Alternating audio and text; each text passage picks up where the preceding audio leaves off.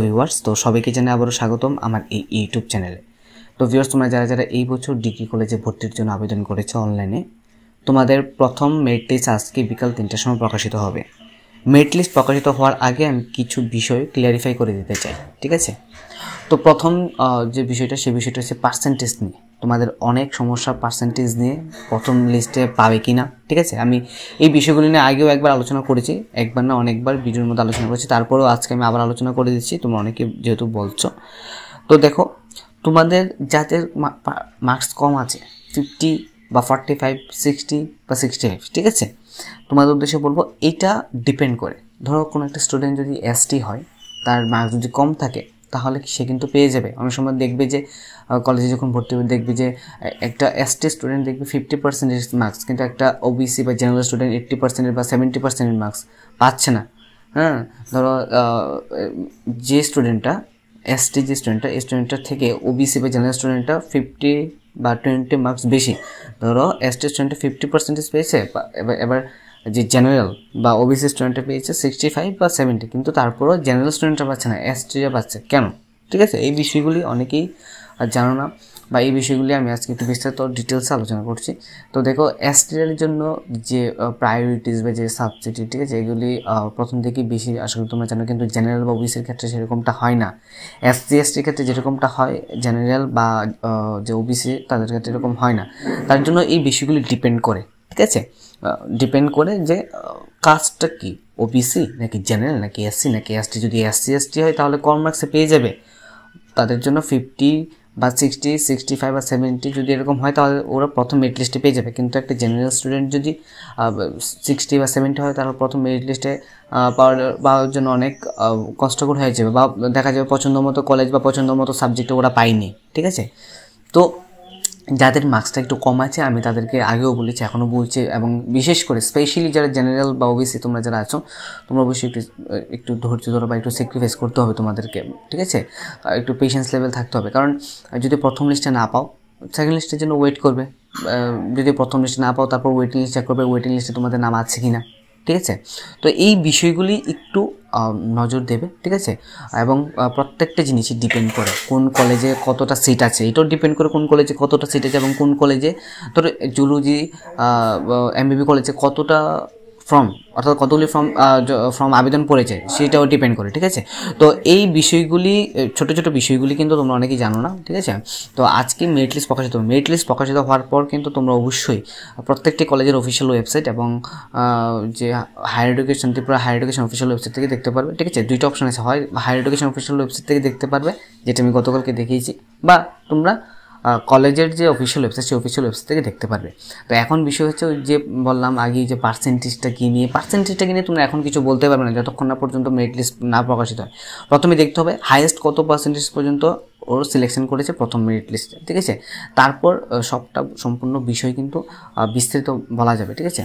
তো রাম ঠাকুর কলেজ বা এমবিবি কলেজ বা বিবিএম কলেজ, এই সমস্ত কলেজে তোমরা যারা যারা অ্যাপ্লাই করেছো, তোমরা অবশ্যই প্রত্যেকটি কলেজের যে অফিসিয়াল ওয়েবসাইট, সেই অফিসিয়াল ওয়েবসাইটগুলির মধ্যে ফলো রাখো। অফিসিয়াল ওয়েবসাইটগুলির মধ্যে ফলো না রাখলে তোমরা কিন্তু মেরিট লিস্টটা পাবে না, ঠিক আছে? তো এই যে বললাম যে এসসি এসটি বা ওবিসি বা জেনারেল, এটা অনেকটা ডিপেন্ড করে, ঠিক আছে? এই জিনিসটা খুবই important for selecting merit list, ঠিক আছে?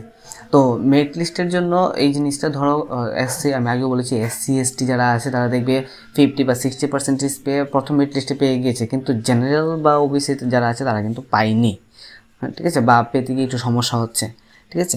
তো এই বিষয়গুলি কিন্তু মোস্ট ইম্পর্টেন্ট। তো অনেকে আমাকে কমেন্ট করেছে যে দাদা, এসটি আমরা 47% মার্ক, আমি কি বিবিএমসি চান্স পাবো কি? তো বিবিএমসি অর্থাৎ বীরবিক্রম মেমোরিয়াল কলেজের মধ্যে কিন্তু হাইয়েস্ট লেভেল অফ তোমাদের এসটি স্টুডেন্টরা কিন্তু আবেদন করে অনলাইনে, ঠিক আছে? তো এসটি স্টুডেন্ট যারা আছে তারা খুব বেশি পরিমাণে বিবিএম কলেজের মধ্যে কিন্তু অনলাইনে আবেদন করে, ঠিক আছে? তো দেখা যাক যাদের 47 বা 50% মার্কস আছে তারা পাবে কিনা। এরপরে অনেকে বলেছে বিএসসি 60.2% জুলজি পাবে কিনা। তো বিএসসি এটা ডিপেন্ড করে কোন কলেজে তুমি আবেদন করেছো, ঠিক আছে? এমবিবি কলেজে আবেদন করলে হয়তো বা একটু কষ্টকর হয়ে যাবে, কারণ যারা 80 বা 90% পেয়েছে ওরা কি করবে? সেটাও বুঝতে হবে, ঠিক আছে। যারা 80% বা 90% বা 95% পেয়েছে জুলজিতে, ওরা কী হবে, সিট একদম আনলিমিটেড নয়, ঠিক আছে। সিট যদি আনলিমিটেড হতো তাহলে একটা বিষয় হতো, সিট এখানে আনলিমিটেড না, সিট অল্প সংখ্যক সিট, ঠিক আছে, জুলজির জন্য বা যে সাবজেক্টে বলো, তো সেই সিটগুলি ফুলফিল করার জন্য কিছু সংখ্যক স্টুডেন্ট ফুলফিল হয়ে যায়, ঠিক আছে। তার বলেছে দাদা আমার 45% মার্কস, আচ্ছা আমি কি উদয়পুর কলেজে চান্স পাবো কি? তো এটাও ডিপেন্ড করে তুমি কি সাবজেক্টের জন্য আবেদন করেছো, সব কিছু ডিপেন্ড করে তুমি কোন সাবজেক্টের জন্য আবেদন করেছো বা তুমি কোন কলেজে আবেদন করেছো, ঠিক আছে। এখন তুমি রামঠাকুর কলেজে আবেদন করলে এবং রামঠাকুর কলেজে 50% মার্কস নিয়ে যদি তুমি যাও, কথার কথা 50% মার্কস নিয়ে কোনো একটা মেজর কোর্সে যদি অ্যাডমিশন হতে চাও, দেখা যাবে তোমার আগে আরও 10 জন 90% অলরেডি পেয়ে রয়েছে বা 80% বা 70, ওরা কী করবে, ঠিক আছে।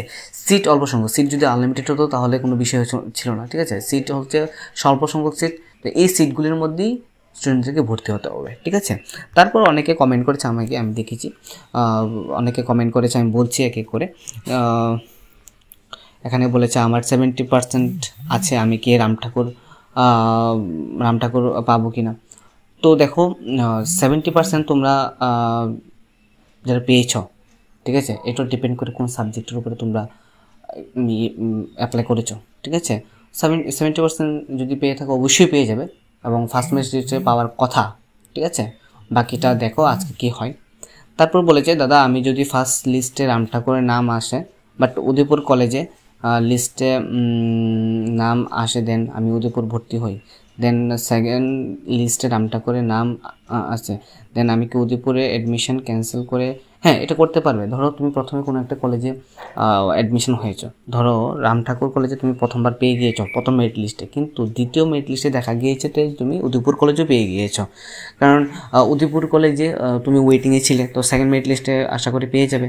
তো পরে তুমি ট্রান্সফার করতে পারবে। ট্রান্সফার বলতে কি, তুমি রামঠাকুর কলেজে অ্যাডমিশন হয়ে যাবে, তারপর তুমি দুইটি কলেজের মধ্যে যদি নাম আসে, ঠিক আছে, তোমরা একটা সিট কিন্তু ক্যান্সেল করতে হবে।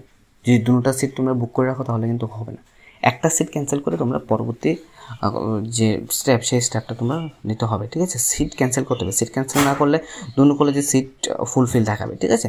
তো তোমরা এই জিনিসটা করতে পারবে, নো প্রবলেম। আচ্ছা, তারপর বলেছে স্যার আমি 60.8% নাম্বার পাইছি, আমি কি ফার্স্ট মেরিট লিস্টে পাবো কিনা। তো ফার্স্ট মেরিট লিস্টে পাওয়ার এটা ডিপেন্ড করে তুমি কোন সাবজেক্টের উপর দিয়েছো বা কোন কলেজের উপর দিয়েছো। এবার দেখা গেল মেজর ইংলিশ নিয়েছো, রামঠাকুর কলেজে আবেদন করেছো, দেখা যাবে রামঠাকুর কলেজে 65 থেকে 90% অনেক রয়েছে, তো সেক্ষেত্রে ডিপেন্ড করে, ঠিক আছে। এখন বলা যায় না, যদি তোমার কাস্ট এসটি বা এসসি হয়ে থাকে তাহলে তুমি অবশ্যই পেয়ে যাবে, কিন্তু জেনারেল বা ওবিসির ক্ষেত্রে কিন্তু জিনিসটা পুরোপুরিভাবে আলাদা, ঠিক আছে। দাদা কালকে ফার্স্ট লিস্টে 82% আমার নাম আসবে, হ্যাঁ 82% যদি থাকে তাহলে অবশ্যই পেয়ে যাবে। এবং তোমরা যে মেরিট লিস্টটা ভালো করে চেক করবে, ঠিক আছে। 82% মার্কস পেয়ে থাকলে যদি মেজর কোনো সাবজেক্টে নিয়ে থাকো তাহলে অবশ্যই পেয়ে যাবে, ডিপেন্ড করে তোমাদের কাস্ট। এবং যদি যাদের মার্কস 80 থেকে 90 বা 70 থেকে 90 আছে তাদের কাস্ট বা অন্য কিছু সেগুলি ডিপেন্ড করে না, ঠিক আছে। কারণ যখন দেখবে যে নাম্বারই বেশি তখন তো দিতেই হবে, ঠিক আছে। তো বলেছে তারপরে একদিন কমেন্ট করেছে আমার টপ 5 সাবজেক্টের পার্সেন্টেজ 65%, কিন্তু 6 সাবজেক্ট দেওয়ার পর 59% হয়েছে, আর আমার কাস্ট এসসি কোন লিস্টে পেতে পারি। আচ্ছা, যাদের এসসি হয়তো বা ফার্স্ট লিস্টে পেয়ে যেতে পারো, I am not sure about that, but আজকে যদি লিস্ট আউট হয় তাহলে বুঝতে পারবে 65% যদি পেয়ে থাকো তাহলে অবশ্যই প্রথম মেরিট লিস্টে তো পাওয়ার কথা বা সেকেন্ড মেরিট লিস্টে পেয়ে যাবে, ঠিক আছে। তারপর অনেকে বলেছে দাদা যে রামঠাকুর কলেজের অফিসিয়াল ওয়েবসাইট ওপেন হচ্ছে না, কালকে কীভাবে মেরিট লিস্টটা দেখবো। আচ্ছা, রামঠাকুর কলেজের অফিসিয়াল ওয়েবসাইট থেকে কেমনি মেরিট লিস্ট চেক করবে আমি সেই বিষয়টাকে নিয়ে বলে দেবো। তো এই বিষয়টাকে নিয়ে যদি তোমাদের কোনো অসুবিধা থাকে, পার্সেন্টেজ যে বিষয়টা, এই বিষয়টা সম্পূর্ণভাবে ডিপেন্ড করে তোমাদের যে কলেজ এবং সাবজেক্ট ওয়াইজ, ঠিক আছে। কোন কলেজে কতগুলি সিট আছে বা কোন কলেজে কোন কলেজে কোন সাবজেক্টের বেশি ডিমান্ড বা বেশি প্রায়োরিটিস, ঠিক আছে, এটাও ডিপেন্ড করে, তোমাদের কাস্টকে এটাও ডিপেন্ড করে। তো সম্পূর্ণ ওভারঅল দেখে আমি কথাটা বলেছি। তো ভিডিওটি দেখার জন্য অসংখ্য ধন্যবাদ। তোমরা যারা আমার চ্যানেল নতুন আছো অবশ্যই আমার চ্যানেলটিকে সাবস্ক্রাইব করো এবং আজকে 3টার সময় মেরিট লিস্ট প্রকাশিত হবে। মেরিট লিস্ট প্রকাশিত হলে তোমরা অবশ্যই আমার এই চ্যানেলে পেয়ে যাবে, যদি সাবস্ক্রাইব করে রাখো তাহলে অবশ্যই 3টার সময় যদি বের হয় 3টার আগে বা 3টার মধ্যে তোমরা পেয়ে যাবে। ধন্যবাদ।